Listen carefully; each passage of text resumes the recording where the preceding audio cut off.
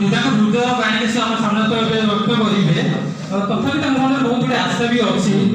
ଦେଖିବା ଏଇଟା ଶୀର୍ଷକ ହେଉଛି ତଥାପି ଭାବେ ମୁଁ ଜଣେ କବି। ନାମ ହେଉଛି ପ୍ରଭାତ କୁମାର ସାହୁ, ସାମ୍ବାଦିକତା ଗଣମାଧ୍ୟମ ବିଭାଗ, ପ୍ରଥମ ବର୍ଷର ଛାତ୍ର।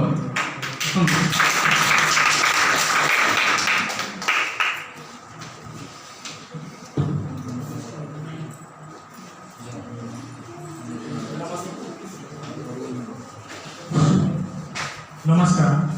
विश्व कविता दिवस अवसर में एठारे उपस्थित थिबा समस्त गुरुजन मानकु और मो सामने उपस्थित थिबा समस्त छात्र छात्री मानकु मोर हृदय प्रणाम जणाई मोर कविता पाठ आरंभ करुछि।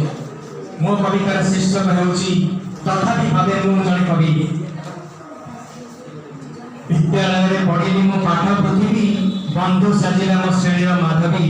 पाठ पढ़ी हेली मु लोभी, तथापि भावे मु जणे कवि।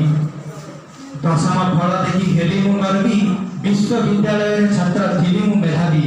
झिउक पछे गोड़ाई हेली मु मायावी, तथापि भावे मु जणे कवि। जेउ दिन सरिथिला मो स्नातक पठन, सबुठारु खुशी थिला एही मोर मन। धीरे धीरे चली जाऊ थाए समय, अपेक्षा करे नाही काहाकु एही समय। तथापि मन कहूଥାଏ आरे रह रह, शुणी पटी थरे ए समय। शीघ्र चली जाऊ तुमे काहीकि कुह, मो पिला दिनकु मते फेराई दियो।